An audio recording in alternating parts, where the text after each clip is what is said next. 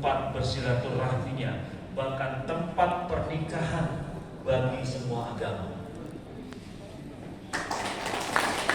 Tidak hanya agama Islam, tapi semua agama boleh memakai KUA untuk tempat pernikahan ataupun tempat bersilaturahmi.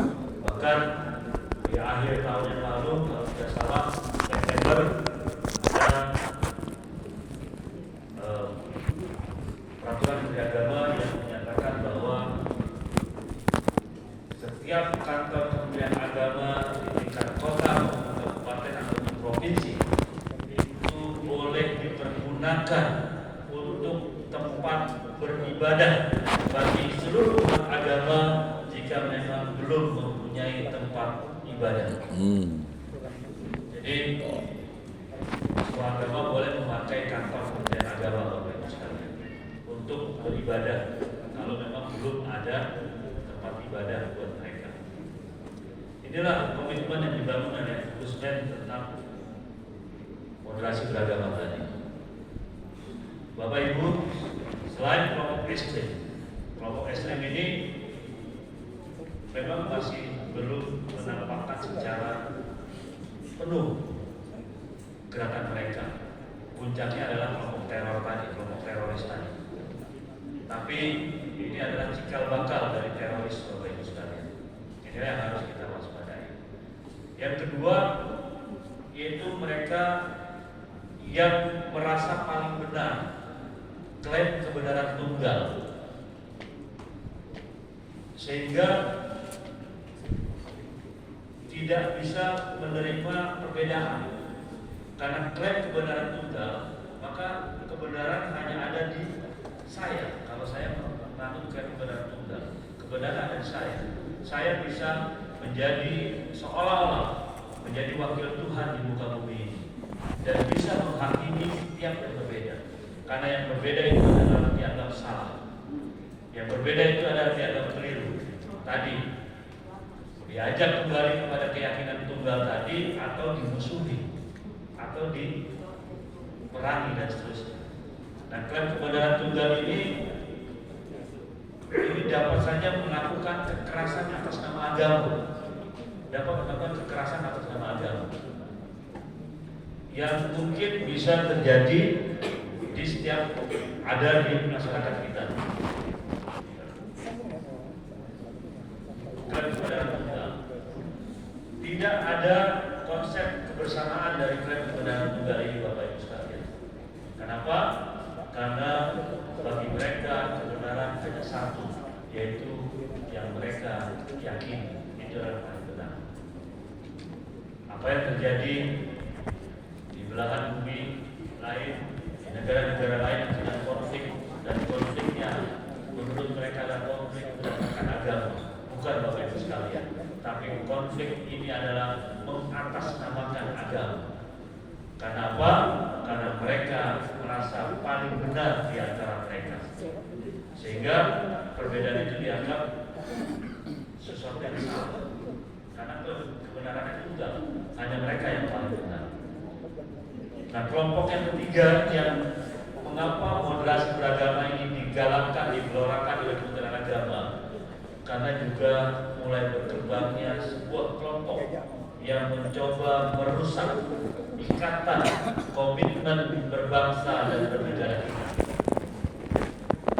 Kelompok-kelompok ini mulai merongrong Pancasila, mulai merongrong negara kesatuan Republik Indonesia. Mereka punya target-target politik ingin mengganti komitmen ikatan kebangsaan kita dengan apa yang menjadi keyakinan mereka. Pada tahun 2017, mungkin Bapak Ibu sekalian masih ingat ketika Bapak Presiden Jokowi dengan Perpu mengeluarkan Perpu, yaitu membubarkan sebuah organisasi yang bernama Hizbut Tahrir Indonesia atau HTI. Kenapa ini dibubarkan Bapak Ibu sekalian? Karena HT atau Hizbut Tahrir ini adalah sebuah organisasi politik dari kementeriannya Hizbut Tahrir ini adalah partai pembebasan yang berkembang di Lebanon, Palestina, Mesir, seperti itu. Dan di negara-negara yang tadi saya sebutkan, Hizbut Tahrir ini sudah memberontak terhadap pemerintahan yang sah. Jadi gerakan mereka memang dibungkus dengan gerakan dakwah, tapi pada hakikatnya mereka adalah gerakan politik. Sewaktu-waktu mereka sudah besar, mereka pasti akan melakukan pemberontakan, melakukan makar, melakukan bobot terhadap pemerintahan yang sah. Dan itu dibuktikan di negara-negara yang tadi saya sebutkan. Mereka pernah melakukan kudeta meskipun gagal. Maka tidak menutup kemungkinan kalau organisasi ini ada di Indonesia dan berkembang di Indonesia, dan konon saat itu sudah banyak aparatur sipil maupun aparatur militer maupun polisi yang sudah terpapar dengan paham HTI tadi. Nah, ini yang membahayakan. Makanya Presiden Jokowi 2017 membubarkan organisasi karena dianggap bisa merongrong keberadaan negara kesatuan Indonesia. Kenapa Pak ini dibubarkan? Karena mereka punya target-target politik, target-target kekuasaan. Ketika mereka berkuasa, maka tidak ada lagi yang namanya Pancasila. Ketika mereka berkuasa, tidak ada lagi konsep Bhinneka Tunggal Ika. Ketika mereka berkuasa, tidak ada lagi negara kesatuan Republik Indonesia. Tidak ada lagi Undang-Undang Dasar 45. Dan bisa Bapak cek menjelang pembukaan pembubaran HTI itu banyak diskusi-diskusi di ruang publik, dan sayalah salah satu orang yang menjadi juru bicara pembubaran HTI tersebut. Itu bisa dicek di media digital, ada. Bagaimana saya diskusi dengan tokoh dan berdebat dengan tokoh HTI sebelum dibubarkan, sampai juga dibubarkan. Karena apa? Karena mereka punya orientasi politik. Dakwah itu hanya bungkusan saja Bapak Ibu sekalian. Tapi sewaktu-waktu mereka kuat, mereka besar, pasti mereka akan melakukan pemberontakan terhadap negara ini. Dan konsep mereka adalah konsep khilafah. Konsep khilafah itu adalah meniadakan nation state, meniadakan negara, karena akan menggabungkan semua negara-negara yang ada untuk dalam satu pemerintahan. Maka tidak ada, kalau mereka menang tidak lagi ada Indonesia, tidak ada lagi Malaysia, karena mereka menjadikan satu pemerintahan. Intinya adalah gerakan politik. Intinya adalah gerakan politik yang harus kita waspadai. Makanya Kementerian Agama dalam salah satu program prioritasnya dari 7 program prioritasnya adalah tentang moderasi beragama. Apa moderasi beragama? Pertama, komitmen terhadap kebangsaan yang jelas, yaitu tadi Pancasila, Bhinneka Tunggal Ika, NKRI, dan Undang-Undang Dasar 45. Yang kedua, toleran terhadap perbedaan-perbedaan yang ada. Jadi kalau orang sudah mampu toleran, Bapak Ibu sekalian, pasti dia akan moderat dalam beragamanya. Kalau orang sudah mampu toleran, pasti dia akan menghormati dan menghargai perbedaan-perbedaan yang ada. Yang ketiga, indikator dari moderasi beragama adanya anti tindakan kekerasan,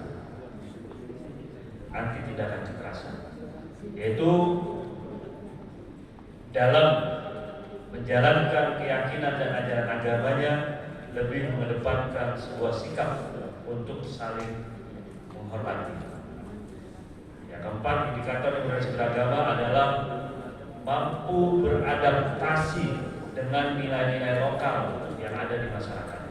Inilah yang sudah tergambar dari budaya-budaya atau warisan-warisan leluhur kita.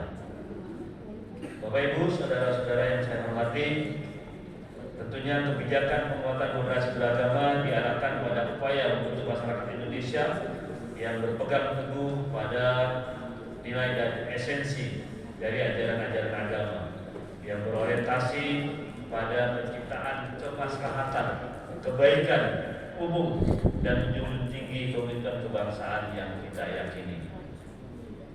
Sebagai bagian dari anggota masyarakat, tentu kita tidak bisa melepaskan diri. Tadi disampaikan oleh Bapak tadi bahwa umat Konghucu baru menemukan kembali jati dirinya di tahun 2006, Pak ya. Mungkin sebelumnya ketika Gus Dur berkuasa, Presiden Gus Dur yang mencabut Impres nomor 14. Dengan cabut tersebut, maka keberadaan agama Konghucu dan umat Konghucu itu diakui oleh negara. Itu intinya sama. Ketika diakui oleh negara, maka ada sebuah sikap yang terbuka dan akhirnya umat Konghucu merasa bagian dari Republik ini. Yang sebelumnya kita tahu umat Konghucu termarginalkan, terpinggirkan, karena saya nggak tahu kebijakan politik saat itu, ya kita sama-sama sudah bisa mempelajari bagaimana Orde Baru hanya menempatkan tanda kutip. Tadi ini juga berakibat kepada ASN kita dari umat Konghucu yang agak sulit ditemui, terutama termasuk di Kementerian Agama. Umat Konghucu atau etnis Tionghoa hanya diberikan di bidang ekonomi saja. Mereka hanya didorong di dalam penguatan ekonomi saja atau bisnis saja. Tapi kehidupan sosial mereka, kehidupan politik mereka itu terbelenggu oleh kebijakan politik saat itu. Bahkan agamanya pun dilarang saat itu. Nah, ketika Gus Dur mencabut Impres 14 tadi, maka diakuilah agama Konghucu sebagai agama resmi di Republik ini, dan mulailah ada peringatan Imlek, ada barongsai lagi yang berani tampil di muka umum, ada lagi Cap Gome yang dirayakan oleh negara. Dan kemarin alhamdulillah Kementerian Agama juga menyelenggarakan hari Imlek, peringatan Imlek pada tanggal berapa kemarin dipusatkan di Kelapa Gading oleh Ketua Umum Matakin. Dan alhamdulillah kami berdua hadir, Bapak Menteri hadir, dan kebetulan saya juga hadir. Kami sama-sama hadir memperingati tahun baru Imlek kemarin bersama umat Konghucu di Jakarta. Inilah wujud bagaimana pengakuan negara terhadap perbedaan-perbedaan yang ada. Sebagai penutup, Bapak Ibu sekalian, saya sangat mengapresiasi terselenggaranya acara orientasi pelopor moderasi beragama pada penyuluh agama yang diselenggarakan oleh Pusdikdik Konghucu. Saya juga mengucapkan terima kasih kepada Pak Kanwil yang sudah memfasilitasi acara hari ini sebagai wujud dari komitmen Kementerian Agama untuk terus merawat perbedaan ini, untuk terus menjaga ruh moderasi beragama ini, khususnya di wilayah Kalimantan Barat. Bapak Ibu, saudara-saudara sekalian, tentunya kami berharap semua yang hadir pada acara hari ini di pagi ini adalah tokoh-tokoh pelopor-pelopor moderasi beragama di lingkungan Bapak Ibu sekalian. Jadi yang hadir di sini kita berkomitmen, kitalah yang menjadi duta-duta moderasi beragama di tempat Bapak Ibu sekalian berada, agar terus terjaga, terus berkelanjutan konsep moderasi beragama yang ditularkan atau yang sudah diwariskan oleh leluhur-leluhur kita. Bagi kita tentunya Kementerian Agama tidak berhenti saja pada acara-acara seremonial ini, tapi lebih kepada sebuah giat-giat yang lebih menyentuh masyarakat untuk kedepannya. Mudah-mudahan di sisa waktu periode kami ini yang tinggal kurang lebih 9 bulan lagi kita harus mampu meninggalkan sebuah legacy, sebuah kebijakan yang akan dicatat, yang akan ditulis dalam sejarah bahwa di periode inilah Kementerian Agama betul-betul sudah menjadi kementerian untuk semua agama.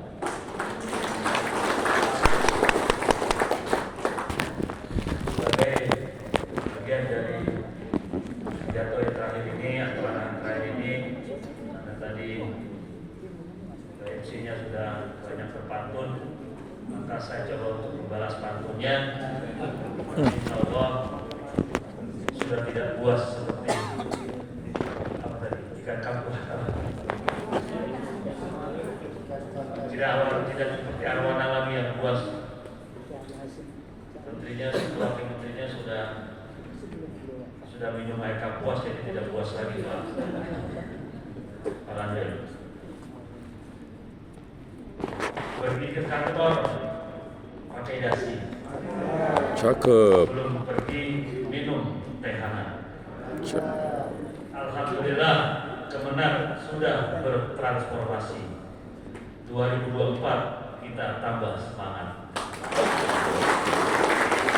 Segera reformasi Pak tadi Pak Umar pengujian lain sebagainya. Hari ini Kementerian Agama sudah bertransformasi tinggi, cepat Pak Ketua. Dulu Kementerian Agama itu dianggap kementerian kelas 2 karena dianggap cuma ngurusin nikah, ngurusin haji, ngurusin wakaf, gitu aja. Tidak dianggap ASN Kementerian Agama dulu. Tapi periode sekarang Kementerian Agama sudah melesat jauh dan Kementerian Agama adalah kementerian yang paling adaptif terhadap transformasi digital. Dan ini Bapak yang adalah lembaga independen. Akhir tahun yang lalu Bapak Menteri itu banyak menerima penghargaan sebagai tokoh digitalisasi, sebagai tokoh keterbukaan publik, sebagai tokoh moderasi beragama, sebagai tokoh yang mampu menggerakkan Kementerian Agama dari pusat sampai jajaran paling bawah.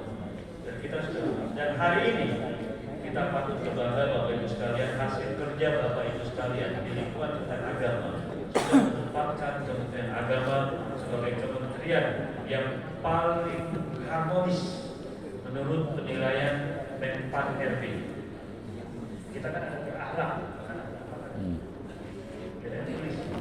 Menpan RB programnya berakhlak. Nah, satu kategori berakhlak adalah harmonis. Kementerian Agama adalah dinilai oleh Menpan RB sebagai kantor kementerian yang paling harmonis. Harmonis ini tidak bisa dibuat-buat Bapak Ibu sekalian.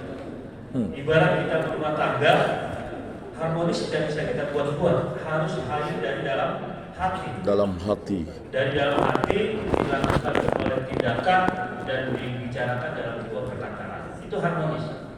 Gak bisa dibuat-buat. Kita yang sudah berumah tangga namanya. Kita tahu bagaimana istri kita itu lagi marah, istri kita lagi tidak senang, walaupun dibuat-buat untuk seolah-olah biasa. Seolah-olah biasa. Padahal hatinya lagi galau. Lagi sebel, lagi gundah-gulana, lagi risau. Lagi gedek banget. Tapi karena suaminya coba tetap untuk galau. manis. Tapi kita akan tahu karena pasti itu dibuat. Lagi bete. Apalagi kalau istrinya yang galau. Itu pasti ditunjukkan, ketidaksenangannya pasti ditunjukkan pada suami. Dan harmonis itu tidak bisa dipaksakan. Dia harus muncul secara bersamaan dari dua pihak yang berbeda tadi. Dan alhamdulillah Kementerian Agama itu kementerian yang paling harmonis. Artinya dari tingkat bawah sampai tingkat pimpinan yang atas itu harmonisasi terjadi. Di Kanwil yang Kalimantan Barat ini harmonis itu pasti terlihat dari cara kerja, dari tata kelola kerja, dari hubungan kerja yang ada di Kanwil. Alhamdulillah. Dan hari ini kita masuk 5 besar dari Kementerian Agama, dari kantor kementerian atau lembaga negara yang ada di Republik ini. Kita masuk 4 besar, Bapak Ibu sekalian. Mantap. Itu perjuangan Bapak Ibu sekalian. Wajah Kementerian Agama. Harmonis. Akhirnya makan salad disikani makan nasi Oh. selalu dengan kita. Cakep. Sungguh indah dunia ini, hidup rukun dalam perbedaan. Mantap. Hari-hari ikut irama biar sehat, ikut olahraga. Walau kita berbeda agama, tetap satu keluarga. Mantap. Terima kasih. Saya Iri. Wallahu a'lam bishawab. Assalamualaikum warahmatullahi wabarakatuh. Kemudian salam kebajikan.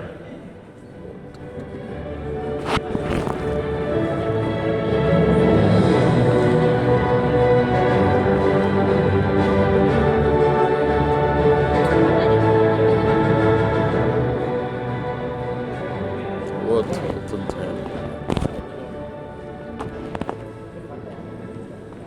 Hadirin yang berbahagia, demikianlah seluruh rangkaian acara pembukaan orientasi pelopor moderasi beragama pada penyeluruh agama di Provinsi Kalimantan Barat telah kita ikuti bersama. Marilah kita akhiri dengan bersama-sama berdoa, dan bagi yang beragama Islam kita akhiri dengan bersama membaca hamdalah. Alhamdulillahirabbil alamin. Baju tolonglah